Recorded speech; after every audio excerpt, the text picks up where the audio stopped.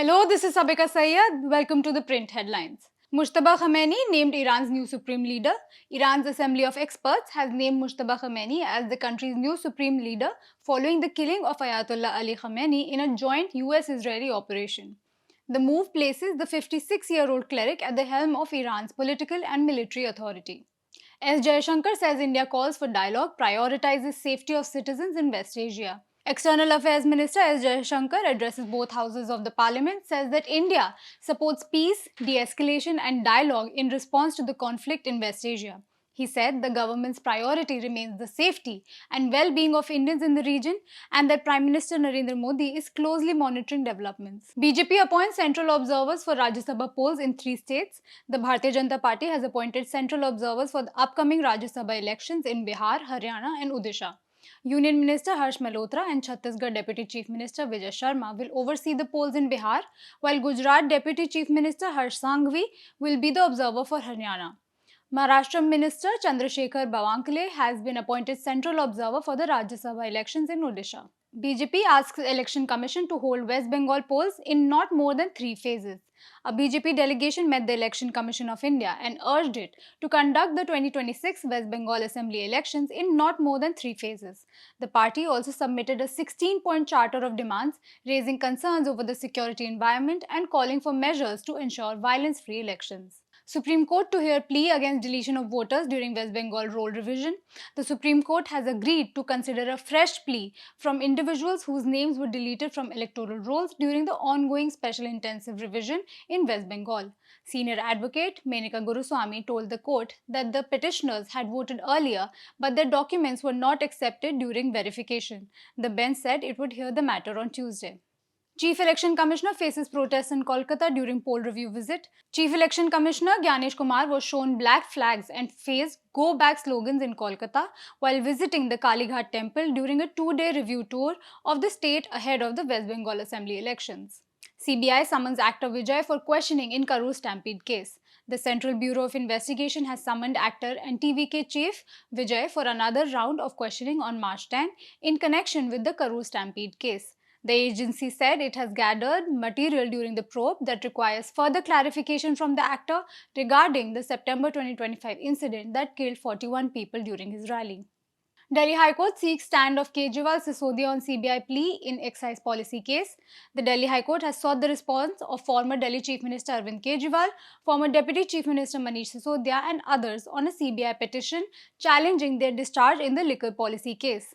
The court listed the matter for hearing on March 16 and indicated it may stay certain remarks made by the trial court against CBI officials. 7 more arrested in Uttam Nagar Holy Clash murder case. Delhi police said 7 more persons, including 3 women, were arrested in connection with the killing of 26-year-old Tarun Bhutalia during a Holy Clash in Uttam Nagar. Police have also apprehended a 14-year-old minor as part of the investigation. In a major political shake-up in Nepal, the Rashtriya Swatantrata Party, led by rapper and former Kathmandu Mayor Balendra Shah, is on course to secure a landslide majority in parliament in the country's general election. The result would mark the first time in decades that a single party has won an outright majority in Nepal's mixed electoral system, which typically produces coalition governments. Shah, 35, also defeated former Prime Minister KP Sharma Oli in Jhapa 5, traditionally considered a safe seat for Oli, paving the way for him to become Nepal's next Prime Minister. Iran threatens to confiscate property of diaspora backing attacks. Iran has warned that citizens living abroad who support the United States or Israel could face property confiscation and legal penalties. The warning comes after some diaspora groups celebrated the killing of former Supreme Leader Ali Khamenei. Vietnam considers scrapping fuel import duties as oil prices surge. Vietnam is considering removing tariffs on fuel imports to stabilize domestic markets as the West Asia conflict disrupts oil supplies. The Finance Ministry said it has drafted a decree that would cut import tax rates to 0 on certain petroleum products. Bahrain refinery declares force majeure after Iranian strikes. Bahrain's main refinery operator Bapco Energies declared force majeure after damage from Iranian strikes disrupted operations at the country's only refinery. Other Gulf producers have also reduced output due to escalating conflict. Bangladesh closes universities early to conserve power amid energy crisis. Bangladesh has ordered all universities to close early for Eid holidays as part of emergency measures to conserve electricity and fuel amid an energy crisis linked to the West Asia conflict. Authorities said the move would also help reduce traffic congestion and fuel wastage.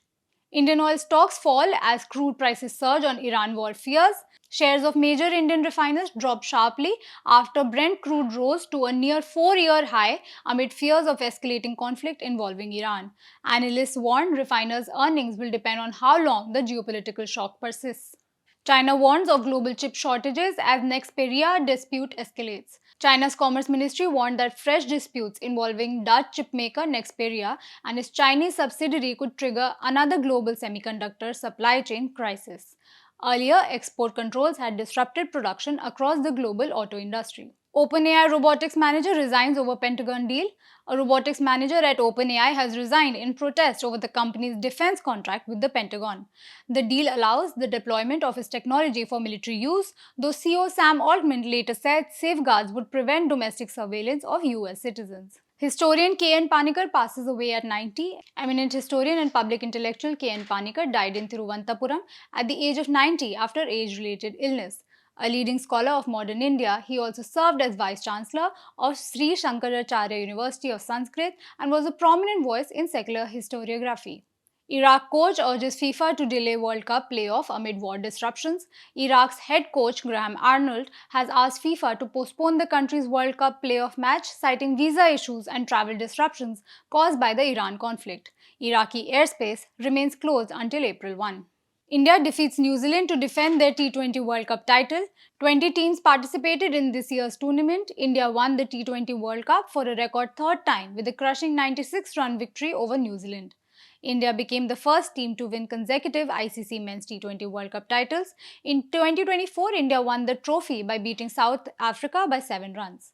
That's all we have for you today. We'll be back tomorrow with the latest.